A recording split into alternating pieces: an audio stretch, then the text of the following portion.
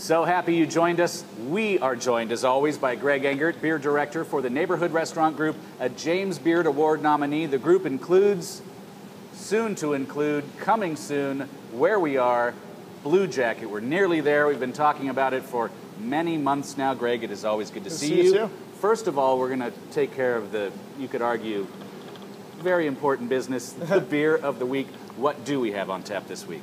So this week we have one of the rare but amazing releases from the brewery. It's called Tart of Darkness.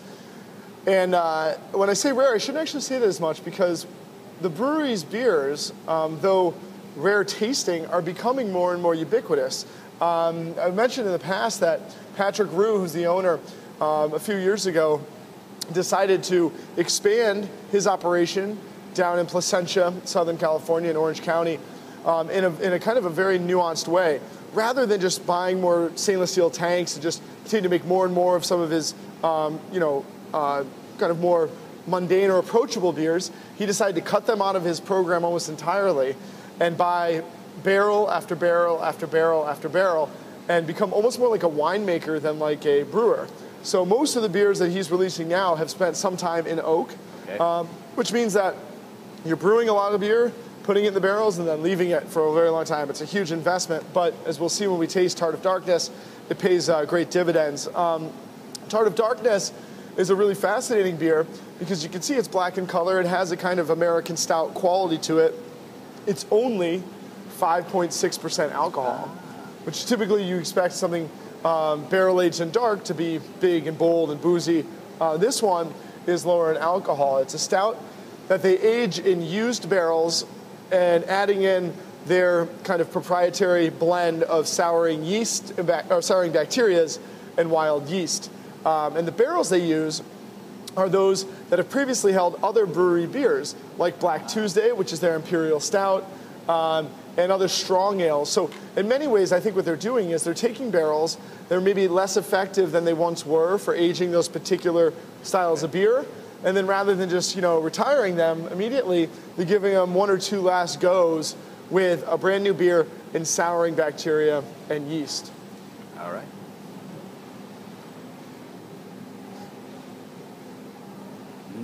Great nose. Yeah. It's peppery, mildly roasty. You've got barrel flavors of toast and coconut, caramel, and also that kind of red winey note in the nose. Oh my! And we Very say tart. but I don't think it's as sour as some beers. And as we've talked many times, these types of beers frighten people. Yeah. This would be one to try if you're interested in working your way into sour styles. Remember we did sour in the rye recently, which was much more acidic than this was. So this definitely, it's sour, but it's not intensely sour. And you still get that kind of cool, peppery, dry, earthy roast quality in the finish that interplays nicely with the acidity. I mean, for me, this is one of these beer makers where if I see the brewery somewhere, I'm going to buy it. Yeah, it's.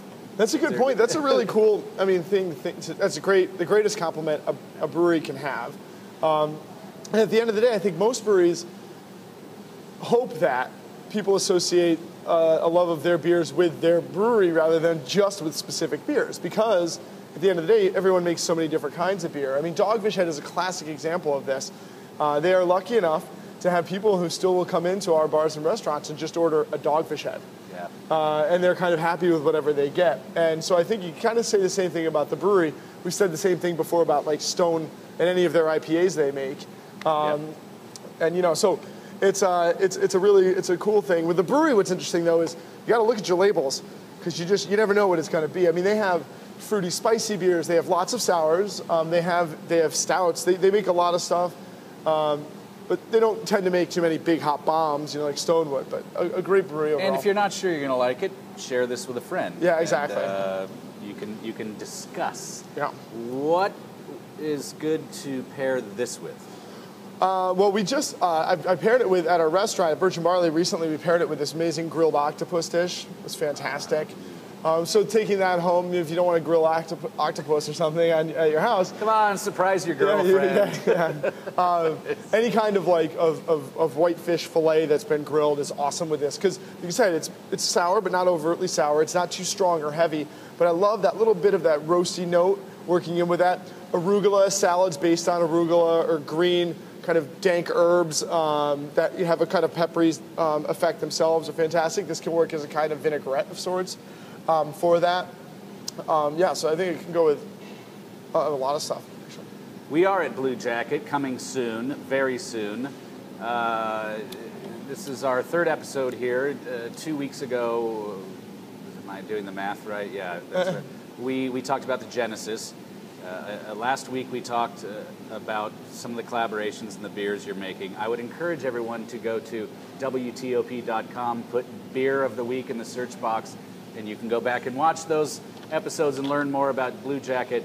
You have 20 children, 20 beers you've made so far, and while I know it is hard for a parent to choose a favorite among their 20 children, are there 2 or 3 that you're really excited about to share with people? I mean, I know you're excited to share all of them, but so I mean, one of the cool things about Blue Jacket is the rotation effect. So we have 19 different fermentation spaces.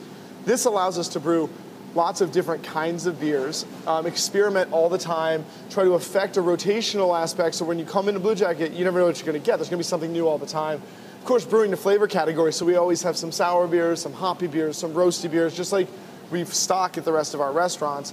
And so I'd say of the 20 collaboration beers we've already done, there's definitely some that stick out in my mind.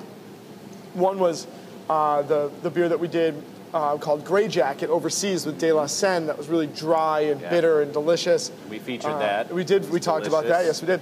I love the first one we ever did was called Snack Attack. It was this big dessert beer we brewed with Funky Buddha in Cigar City down in Florida. So those are 2 that just kind of come to mind, but there's many, many more. We're going to have 20 Blue Jacket beers on at all times at Blue Jacket, at the bar and restaurant of Blue Jacket. And some really great ones we have coming up that I think everybody's going to really love. A couple of which we served at some events we did on-site preview events a few weeks back. One is a Kolsch, a really light, refreshing, airy Kolsch that we heavily dry hopped with Galaxy hops from Australia. So it smelled like an Imperial IPA in the nose, but tasted really light and refreshing on the palate. We made a fantastic American Pale Ale exclusively with New Zealand-grown Pacific Jade hops, which was absolutely fantastic. We made a Berliner Weiss, which you'll be able to taste once we get open, which is a light, refreshing, sour wheat beer that we brewed with locally grown nectarines and Satsuma plums. It was a great story with that. We knew we could get both from this beautiful farm in central Pennsylvania, and I was leaning towards nectarines, and then I started thinking, well, maybe we should do plums, and then ate them together and realized that they complemented one another, so we just decided to brew it with both. When Greg leaves and the guys who are working hard here leave, I'm going to hide in a broom closet and try to sample everything, and then they'll come in tomorrow, and the place it'll be 8 inches of beer down here, but we don't want to do that. Looking forward to the opening of Blue Jacket, and if you want specifics about when this is going to happen, follow us on Twitter. Put the Twitter handles right down here, notably Church Key DC, the one to follow, and you'll be the first to know when indeed Blue Jacket is opening, but it's coming soon. Greg, thank you as always. Thank you. Everyone, please always do drink responsibly, and be sure to bring your thirst next time for another Beer of the Week.